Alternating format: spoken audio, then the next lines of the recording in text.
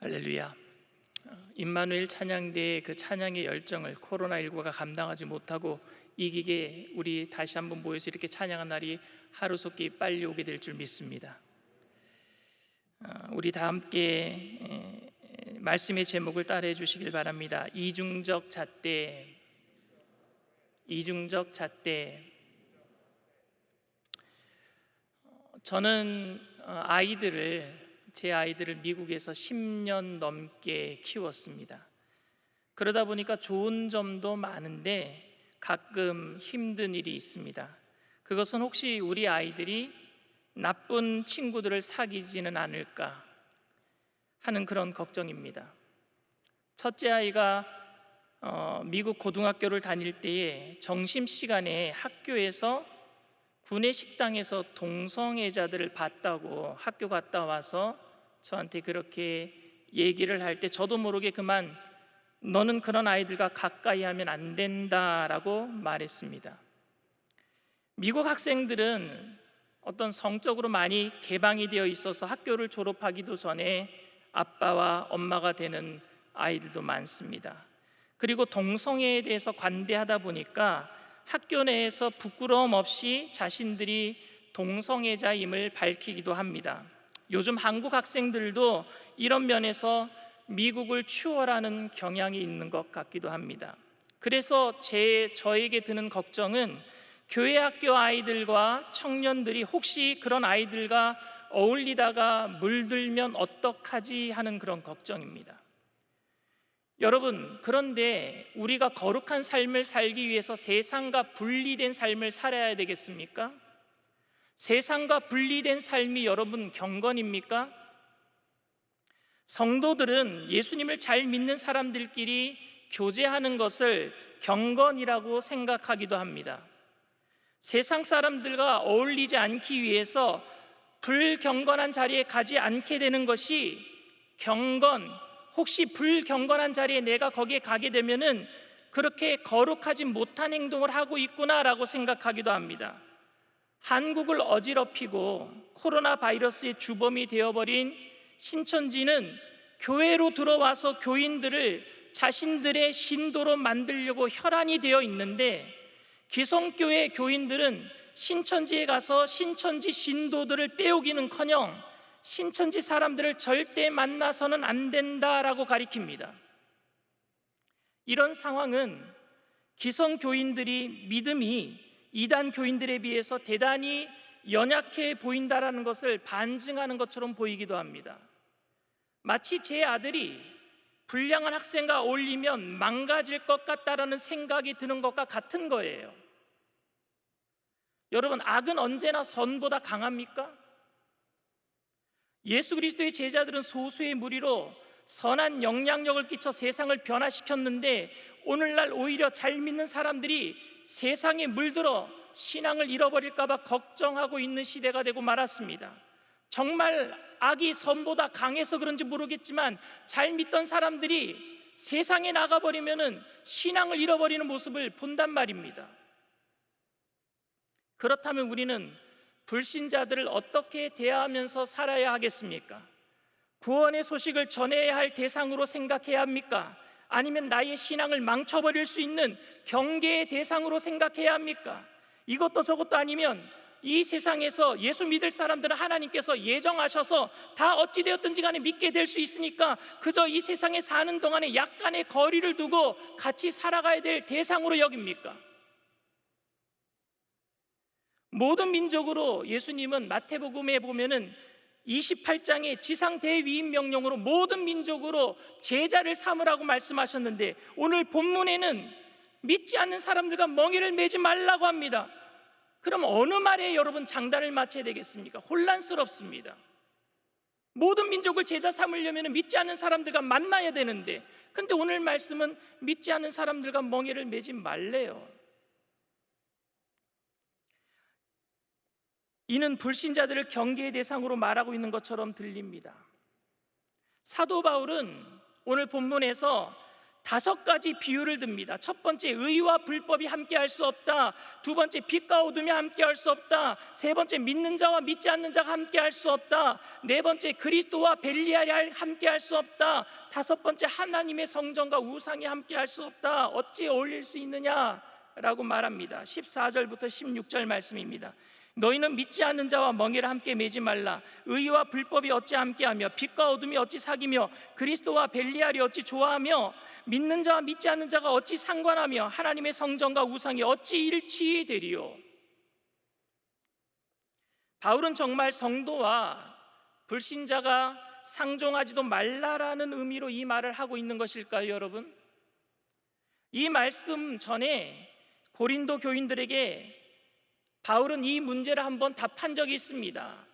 고린도 교인들이 우리가 세상 사람들과 상종하지 말아야 됩니까? 라고 물을 때에 바울 선생은 고린도전서 5장 9절에서 10절에 이렇게 얘기합니다.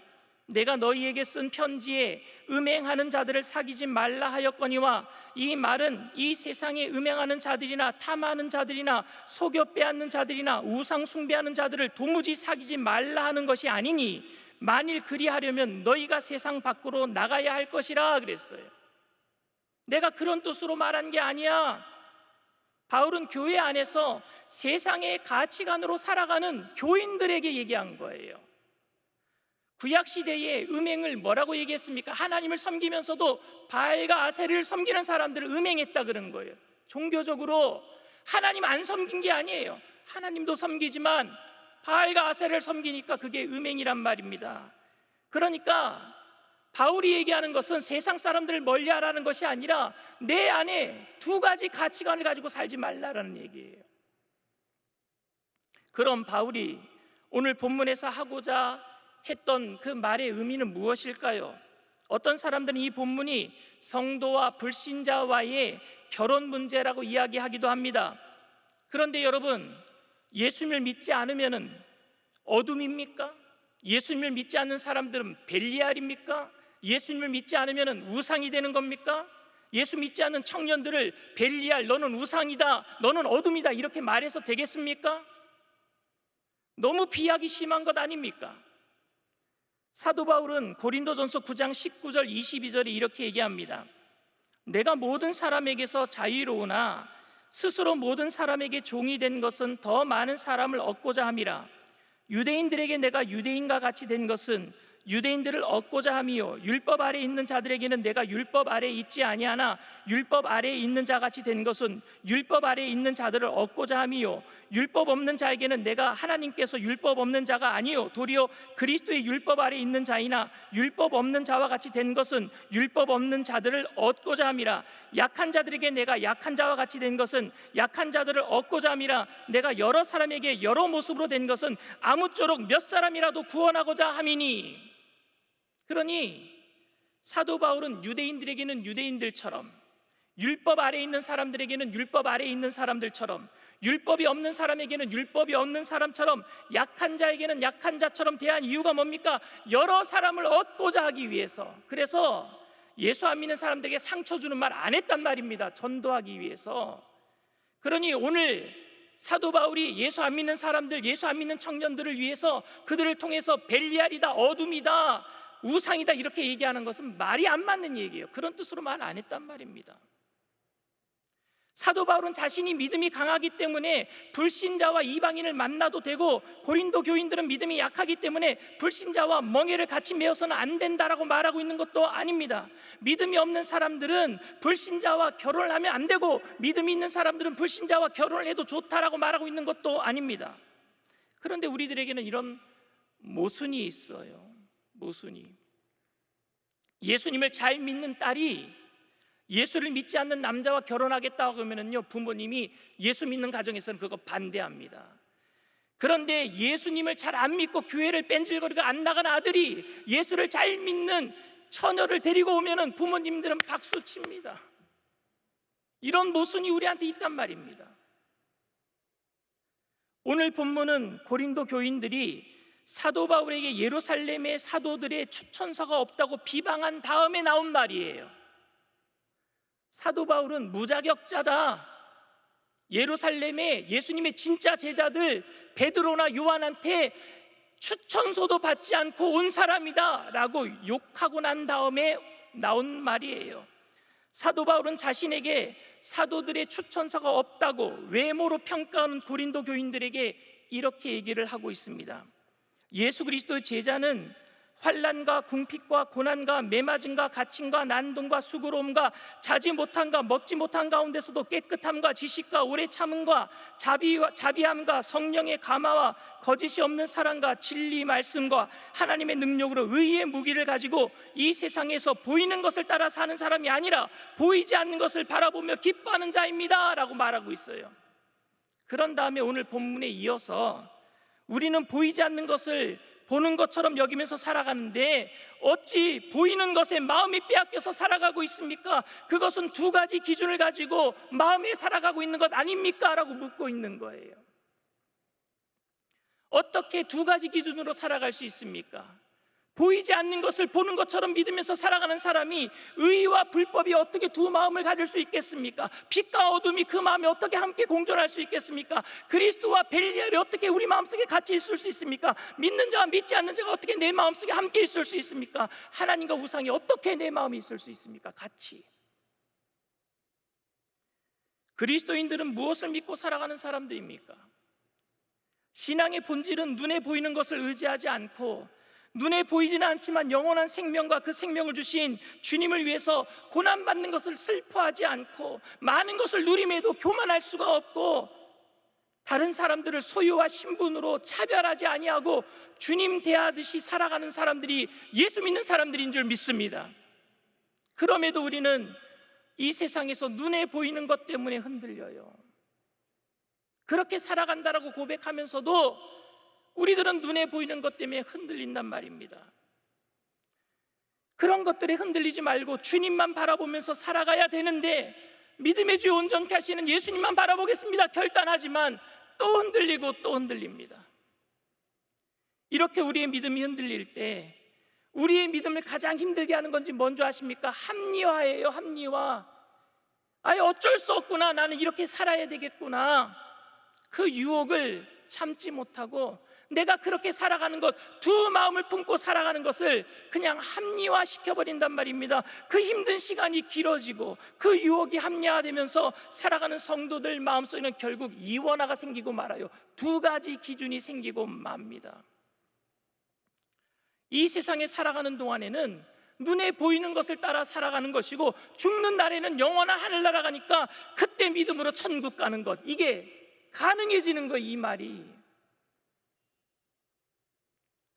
주일학교 교사가 아이에게 부자와 나사로 이야기를 해주면서 너희들은 나사로가 되고 싶냐 부자가 되고 싶냐 물었대요. 그랬더니 어떤 아이가 이렇게 대답했답니다. 살아있는 동안에는 부자, 죽어서는 나사로. 이게 합리화란 말입니다. 예수 믿는 사람에게 두 가지 가치관이 공존하는 그 상황이 생기고 말아요. 이스라엘 백성들은 하나님께서 메시아를 보내어 자신들을 구원해 주실 것이라고 철석같이 믿었어요. 그러나 이 세상을 살아가는 동안에는 물질의 풍요를 주는 바알을 섬겼단 말입니다. 아세라를 섬겼단 말입니다. 이런 이스라엘을 향해서 예수님께서는 너희는 재물과 겸하여 하나님을 섬길 수 없다라고 말씀하셨습니다. 마태복음 6장 24절 말씀이에요. 한 사람이 두 주인을 섬기지 못할 것이니 혹 이를 미워하고 저를 사랑하거나 혹 이를 중히 여기고 저를 경히 여김이라. 너희가 하나님과 재물을 겸하여 섬기지 못하느니라. 이 말을 들은 바리새인들이 예수님을 비웃었어요. 왜냐하면 예수님은 너무 이론적이고 세상 물정 모른다라고 생각했기 때문입니다. 구원을 위해서는 당연히 하나님이 필요했지만 이 세상을 살아가는 동안에는 물질이 필요했거든요. 재물이 필요했거든요. 돈이 필요하다라고 생각했습니다. 오늘 바울이 말한 믿지 않는 사람과 멍에를 함께 매지 말라라는 말은 재물과 하나님을 겸하여 섬길 수 없다라는 예수님의 말씀과 같은 말씀이에요. 성도들이 가지고 있는 가치관이 눈에 보이는 세속적인 가치관과 함께 할 수 없다라는 말입니다. 교회 다니면서도 아직까지는 죽을 때가 멀었으니까 믿음으로 사는 것은 너무나 무모해 보이니까 눈에 보이는 것을 따라 살아가는 것이 아니라 현명하게 눈에 보이는 것, 눈에 보이지 않는 것을 따라 살아가는 것이 아니라 현명하게 눈에 보이는 것을 따라 살아가는 것. 그래서 기왕이면 돈도 많고 인물도 좋고 학력도 좋은 사람과 결혼시켜야 하고 소유와 성공으로 우리의 삶을 평가하고 있는 거예요.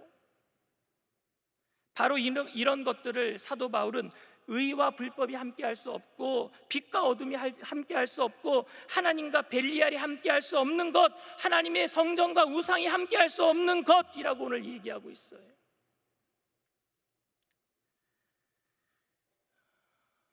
제가 재물이 필요 없다라고 얘기하는 게 아니에요. 정말 거지 같은 사람이랑 결혼하라고 말하는 게 아닙니다. 그런데 여러분, 재물도 하나님의 손안에 있는 줄 믿습니다. 주님의 손안에 있단 말입니다. 겸하여 섬길 수 없다라는 말은 재물 말고 하나님만 선택하라라고 제가 강요하는 말이 아닙니다. 이 세상에 사는 동안에 재물을 섬기고 죽을 때는 하나님을 믿는 믿음으로 구원받으려고 하는 이중적 잣대를 가지고 살지 말아라라고 얘기하고 있는 거예요. 그 이중적 잣대를 가지고 살아가는 동안에 하나님이 나의 온전한 주인이 되실 수 없습니다. 불신자와 멍에를 함께 매지 말라라는 말은 시간과 공간을 불신자와 함께 공유하지 말아라라는 이야기가 아니라 성도의 세계관, 가치관이 두 가지가 함께 공존할 수 없다라는 말이에요. 오늘 우리는 이렇게 주님께 말하고 있는지 모르겠습니다. 주님은 나의 구세주가 되십니다. 그러나 세상에 사는 동안에는 아직까지는 내 뜻대로 살고 싶어요. 이에 대해서 바울은 의와 불법, 빛과 어둠, 그리스도와 벨리알, 믿는 자와 믿지 않는 자, 하나님의 성전과 우상이 같이 있을 수 있느냐라고 우리에게 묻고 있습니다. 사랑하는 청년 여러분, 그리고 오부 예배에 참석하신 성도 여러분, 오직 예수 그리스도만이 나의 주인이 되신다는 확고한 가치관으로 이 세상에서 주님의 가치관으로 삶의 고난과 역경을 이겨내게 되기를 바랍니다. 세상이 감당하지 못하는 믿음의 사람들, 눈에 보이지 않는 것을 보는 것처럼 여기면서 예수님 바라보면서 승리하게 될 줄 믿습니다. 여러분들 세상이 감당하지 못하는 청년들이 되시길 바랍니다. 그리고 그 예수 그리스도의 가치관으로 세상의 어둠 가운데 거하는 사람들의 친구가 되어 주십시오. 그들과 함께하지 못하겠습니다. 믿지 않는 자와 멍에를 같이 매지 말라고 했으니까 아니요, 그건 잘못된 해석이라니까요. 우리 안에 두 가지 마음을 얘기하고 있는 거예요. 믿지 않는 자와 멍에를 매야 돼요. 우리는 어둠 가운데 가서 빛이 되어야 될 줄 믿습니다. 여러분 모두가 그리스도의 가치관으로 세상 가운데 빛과 소금으로 많은 죽어가는 영혼들을 살리는 주님의 선한 도구들이 다 되시기를 주님의 이름으로 축원을 드립니다. 이 시간 말씀을 생각하면서 눈을 감고 묵상으로 기도해 주시기를 바랍니다. 주님을 모르면 어둠이에요. 주님을 모르면 이 땅에 썩어져 가는 것을 구하고 있는, 저 멸망길로 빠져갈 수밖에 없는 어리석은 인생이 되고 맙니다. 주님은 이 땅에 빛으로 오셔서 우리들을 구원하기를 원하고 계세요. 오늘 이곳에 여러분 처음 나오신 분들 계십니까? 믿다가 다른 곳으로 나가서 세상 가운데 방황하다가 다시 허전한 마음을 가지고 이곳에 오신 분들 계십니까?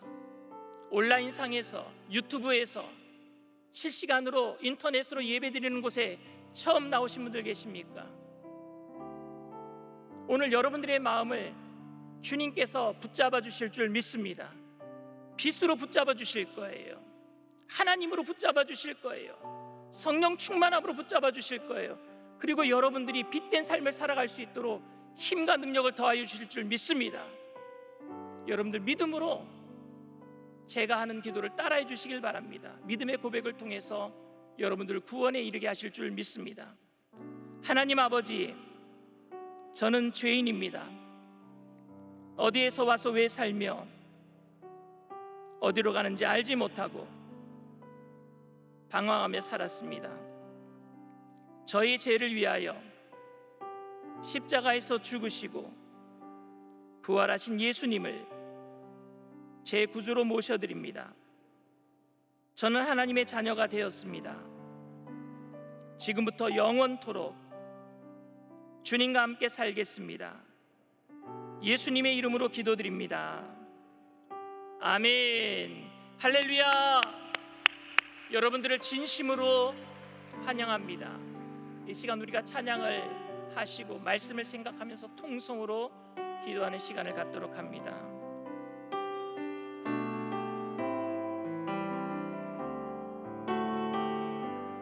주님 제 마음이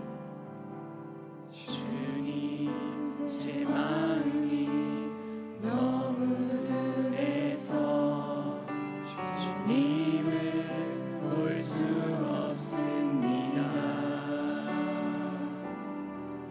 이 땅에 속하여 이 땅만 보다가 주님 손을 놓쳤습니다.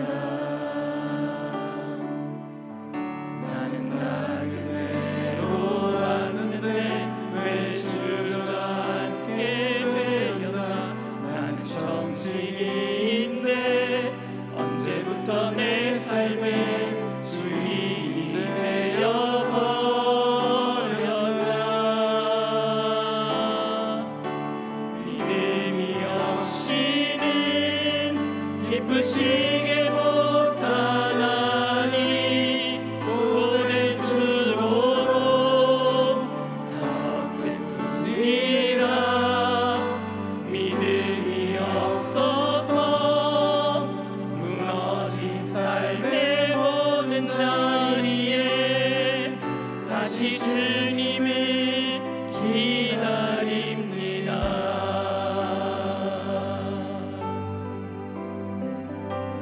주님 제 마음이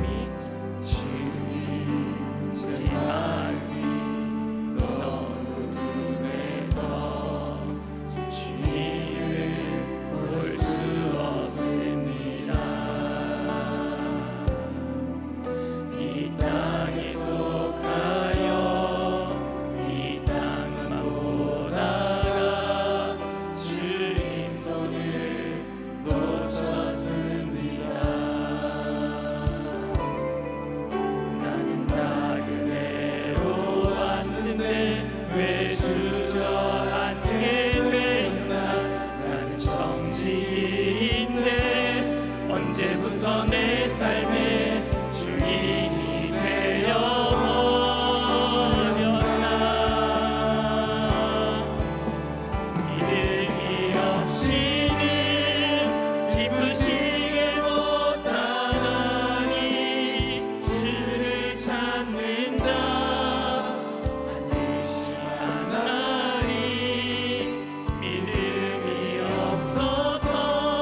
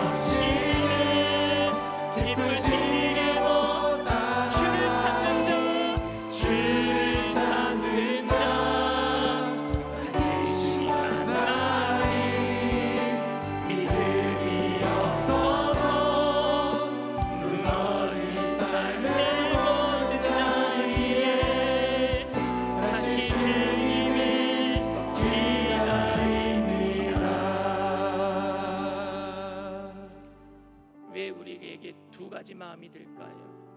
왜 그리스도와 벨리알이 함께 있을까요? 왜 빛과 어둠이 함께 있을까요? 왜 하나님의 성전과 우상이 함께 있을까요? 그거는요, 구원의 감격을 잃어버렸기 때문에 그래요. 오늘 찬양을 했는데 믿음이 없이는 기쁘시기 못한대요. 믿음도 내가 믿으려고 하면은요, 또 다른 행위가 되고 맙니다. 믿음은 행위가 아니에요. 믿음은 구원의 감격에 대한 자연스러운 반응이란 말입니다. 구원의 감격을 아는 사람은요, 믿음으로 반응하게 돼 있어요. 오늘 그 믿음은 내 행위가 아니라 신실하신 하나님이 나를 사랑하셔서 독생자를 보내주셔서 아낌없이 십자가에서 죽이신 그 사랑 앞에 반응하는 것이 우리의 믿음이 되어야 될 줄 믿습니다. 성령님 나와 함께하여 주시옵소서. 이제는 믿음으로 살아가자는 말은요, 구원의 감격을 잊지 말자는 말로 바뀌어야 돼요. 구원의 감격을 잊지 않을 때에 우리 안에 우상은 떠나가게 될 줄 믿습니다. 우리 안에 어둠은 떠나가게 될 줄 믿습니다. 우리 안에 그리스도의 구원의 감격은 그리스도의 성령의 충만함으로 날마다 넘쳐나게 될 줄 믿습니다. 성령님 우리와 함께하여 주시옵소서. 이 땅을 이기게 하여 주시옵소서. 우리 주님 세 번 부르고 통성으로 간절히 기도합니다. 주여, 주여, 주여.